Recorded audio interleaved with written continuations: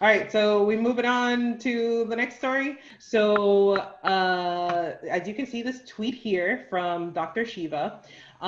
So, just a little introduction. Dr. Shiva is running for Senate for Massachusetts, for U.S. Senate, and he was running as a Republican. He was running against Kevin O'Connor. Yes. Um, and he lost in that election in the primary, and now he's running as a write-in candidate. And he has recently come. He's like been trending because he has supposedly exposed possible fraud from the state of Massachusetts in the electoral system, and there's no way that we would believe that any sort of fraud is going on Oh, here in Massachusetts, right? No, my goodness, no. This is from September 24th, right? And it says breaking: Massachusetts destroys over 1 million ballots in U.S. Senate primary race, committing election fraud. Massachusetts elections attorney confirms to Shiva for Senate ballot images used for counting votes that must be saved by federal law for 22 months are nowhere to be found. And if you guys want to interject, you can obviously interject. yeah. I just want to say, first of all, in the official results, I think he got like 39%. So basically, it was 60-40, right?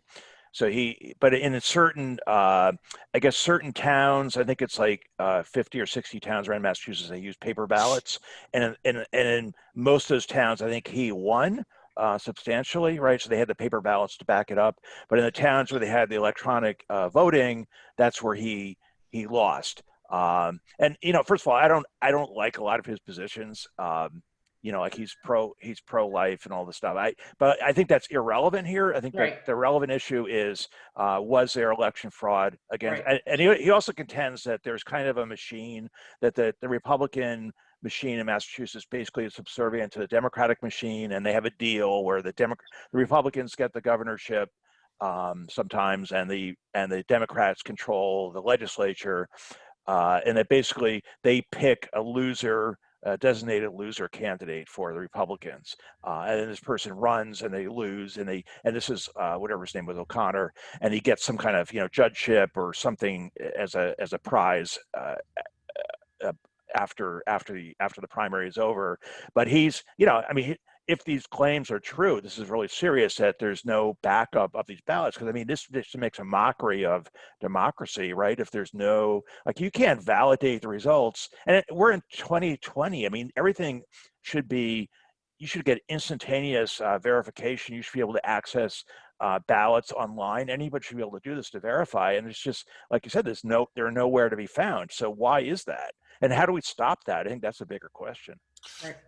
And there was also something on one of his YouTubes where he basically said that when he when he reported this or something like that, stuff was taken down off of Twitter like immediately, Right. So he went after the Secretary General in Massachusetts, whatever, and like immediately he was like he was punished on. And I'm looking on his Twitter account right now, and there's a whole list of this tweet is no longer available because it violated Twitter rules. Like there's a huge list of them that are blocked, obviously.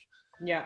So so I was gonna get into all that kind of stuff. All right. So this is the tweet where, because so essentially what he's contending is that what he noticed when he asked for, I guess he presented a FOIA request to different cities and towns, right, in Massachusetts, and some and the roll calls. That's what he solicited, right? He wanted to see so that they can compare and contrast, if to see if there was actually any election fraud, right?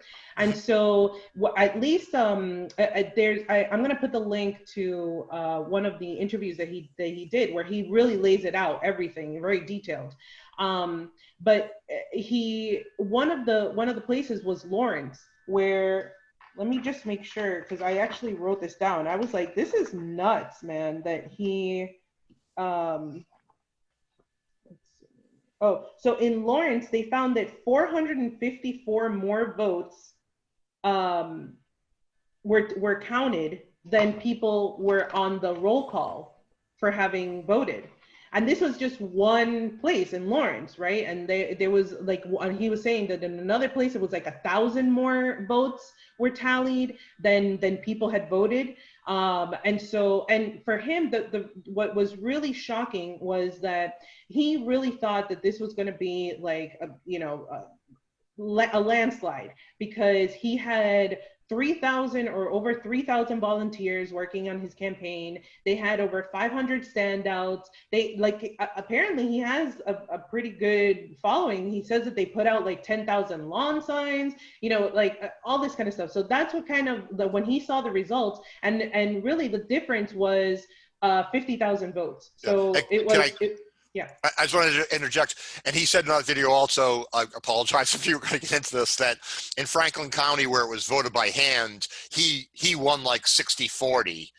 But in all the other counties that were machine counted, it was the opposite, 40-60 basically. He lost, but like 20%. I think so what that's he more was saying was significant. that the electronic votes that were counted, they were factored. That's what he was saying, that there was like factoring, where they were just they were increasing it by a certain percentage. Yeah. And so that's why he went and he solicited the roll call votes, because he wanted to see whatever verification.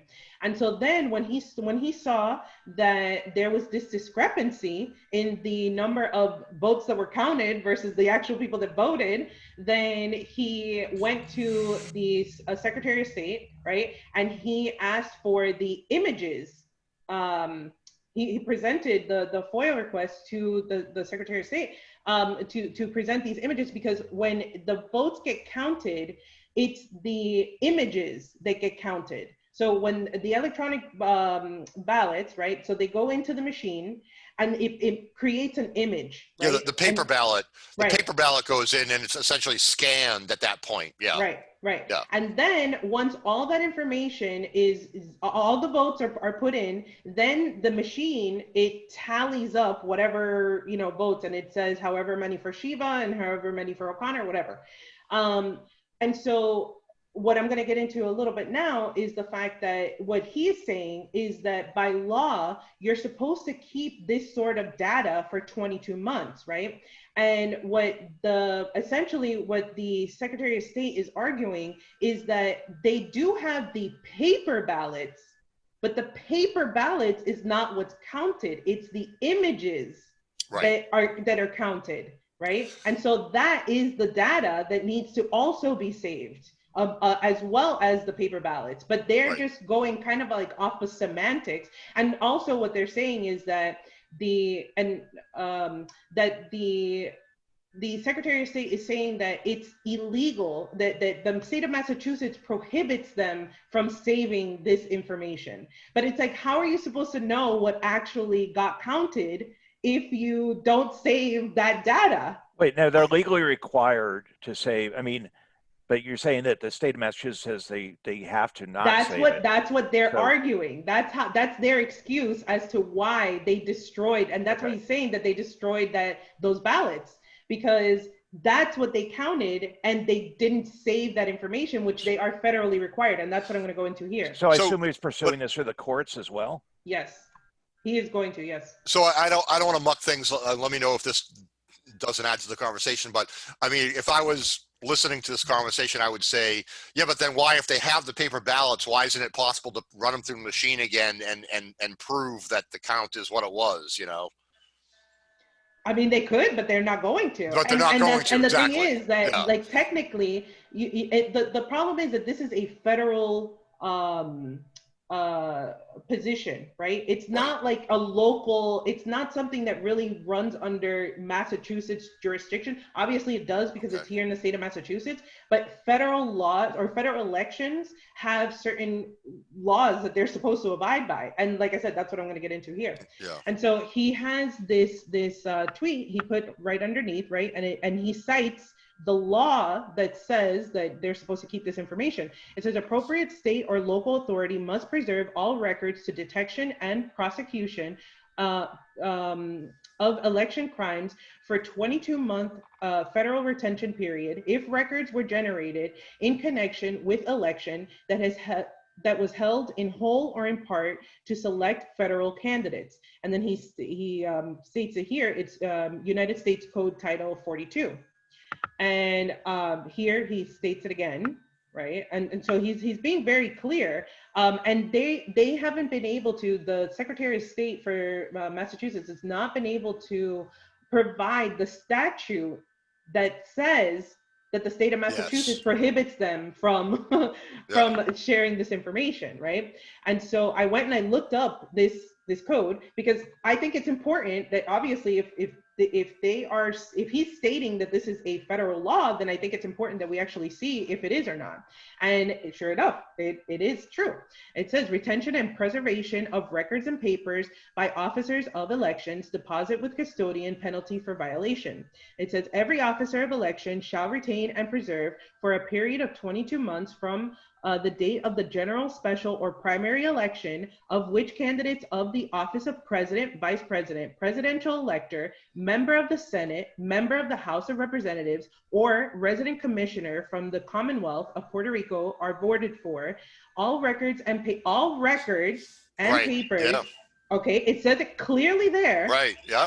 All right, which come into his possession relating to any application, registration, payment of poll tax, or other act requisite to voting in such election, except that when required by law, such records and papers may be delivered to another officer of election, and except that if a state or the Commonwealth of Puerto Rico designates a custodian, because obviously, Puerto Rico has its own, because it's not really, it's a territory, to retain and preserve any record, these records and papers at a specified place, then such records and papers may be deposited with such custodian. And so and then it talks about what would be the penalties, right? Yeah, $1,000, that's it. Right, exactly. But this was from 1974. So I actually looked up, okay, this record, okay, because I really wanted to see. And again, it states everything that I just read. So this is real, right? This is the United States Code.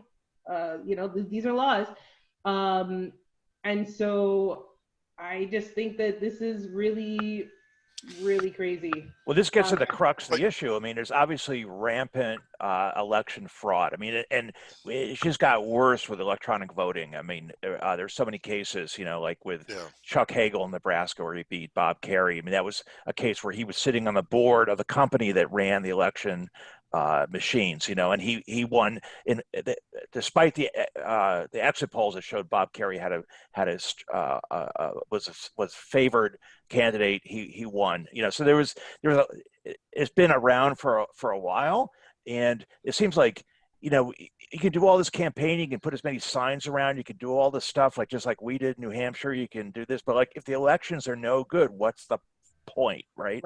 I mean, you have to have election integrity. It seems to me like you should have. Steve, because it seems like you're going to go off on a tangent here, and I just want to say, if you want more information, I'm going to put the link to this. But this interview that he did on this Next News Network, it actually is a really good interview. He really lays it out. It does seem as though he's saying this as though he's warning Trump that this could happen with the election, and then he goes after Charlie Baker and all this kind of stuff, kind of like what you were talking about earlier. But I do think that this is a really good resource, and like I said, I'm going to put the link in the description. But yeah, sorry, go ahead. No, I'm just saying that obviously there should be. Maybe people who are really interested in changing the political landscape in this country should be focused, at least to a good extent, on election fraud. Because if you don't have a solid basis for believing the results of your elections, what good is that? I mean, democracy is basically not operational if you don't have strong, trustworthy elections. And it seems to me like it's already written into the law. I mean, it's already a law that you have to do this. So we need to have some court challenges from Dr. Shiva and maybe other groups who demand to get the result. And there should also be, I would push for legislation that would say that certain percentage of of towns or whatever have to be randomly selected after every federal election and have a recount just to show, to keep them on their toes. Yeah, but it's so even if the penalty is only $1,000, obviously what you want is you want to go to the courts to find out who did this, how did this happen, and what will happen is the exact same thing that happened in 2016 in Brooklyn with the Bernie voters being suppressed, people that were kicked off the rolls, that it was absolutely found that they were in the wrong, but the Democrat state attorney general forgives the Democrat election people involved in it, right, so that there's no court proceeding, so there's no discovery, and we don't really know how it happened. I mean, it's and just a slap on. And the media doesn't report it with significant importance that the people elect different representatives because they're being screwed. They don't realize to the degree to which they're being screwed. Shouldn't the election be invalidated? I mean, if right. if it's like that, off. But like, you know what? But you know what they do? Fine. You know what they do is that they chalk it up to, well, he's never going to win. He has no chance of winning against Markey, or he had no chance of winning against a Republican. Yeah, you know what I'm saying? Like, they chalk it up to that. And even if you go to his website, or if you go to Wikipedia and you look up Dr. Shiva, it says he's a conspiracy theorist. Like, they knock it down to that they invalidate whatever sort of argument you have. They shut you down, which is exactly what they did in 2016 when the whole thing happened with Bernie. Right. And and everything that happened in Philadelphia at the convention, like, it was all chalked up to, it was just Bernie supporters being whiners and crying about that they lost and all this, when it was actual fraud. And there was a lawsuit that was brought about thanks to Nico and Jared Beck and his wife, which I'm sorry, I forgot her name, but thankfully they were the ones who brought about that lawsuit, and we learned a lot about how the Democratic Party runs things. Yeah. And we can actually talk about some of the fraud that happened. I'm not sure if you guys looked into the stuff with Richard Neal and Alex Morse. Right. I do not have that case on top of my head, except for the fact that, was it the UMass Dems or something like that? UMass Dems students had some allegations, and that was before. And the Massachusetts Democrats actually got their lawyers involved to help them pump it up, even though there really was nothing there. Right? And they ran Richard Neal, even though he disavowed this, he still kept the campaign ads going that were intimating that Alex Morse is some kind of predator or whatever. Really? Yeah, I mean, during the election, he didn't pull them. Yeah, he didn't pull these. The decision was made that we'll still win more votes keeping up this now proven slander. So you got to be. Did he keep the ad saying, because you know how at the end of the ads they'll say, like, this ad was approved by blah blah blah. So were they ads that were approved by, or were they from PACs? We have to provide. They were his ads. We have to provide more background. Alex Morse is homosexual, running for office. Allegations were made that he was going after students. He was students a professor. in his own students. Yeah, his own students. So he was using a position of power as mayor to intimidate students. Yeah. And my understanding is when that stuff was actually looked into, it was like very trivial, it was like, how did you do on that test kind of stuff or something. Right. Stuff, texts that were completely... And I think it's important to talk about who is Richard Neal, Steve. Yeah, right, head of the Ways and Means committee, right. And he's not a newbie in the town. He's etched a very good position for himself as being one of the senior ranking Democrats, right? So it's very dirty politics. You'd have to be naive to think that all politicians play this really dirty game during the campaign. And then as soon as we vote, we all become little angels and we can't count every vote as democratically as cast, right? I mean, the game goes on, and they're not going to stop. If they're corrupt during the campaign, they're going to be corrupt as much as they can get away with during the election. And I think that's the big elephant in the room that no one's dealing with, really. I mean, Dr. Right. Shiva, but it's not really entered into the popular consciousness as an issue, and it should be. I mean, Right. think about down in Florida. I'm blanking on his name, but I love him. Oh, I know He you're went talking about against it. Debbie Wasserman Schultz. Yeah. Tim Canova. Yeah. Canova. Right, right, Yes. right. So I mean, he was fighting this fight against the fraud that was going down in Florida in the elections. And if you just do a quick search, I'm not going to promote Google. I'm going to say go to DuckDuckGo. If you put Nice. in the search engine and you just put in election fraud, you will come up with so many different cases where there has been clear fraud committed by these different elected officials that that they're really committing crimes and they're getting away with it, which is not. And the worst part is that people think that it only happens in Washington. It's like, no, it happens in your own backyard. That's why we have to hold everyone accountable, not just the ones that get the most TV time. It's the ones that don't get the TV time. Those are the ones that we need to be looking at. Right. Well, it's a charade, because they're all afraid of populism, that people would actually vote in somebody who would actually represent them. That's the big fear. So, like, I think there's, it's again, it's a big club and you ain't in it. All right, moving on.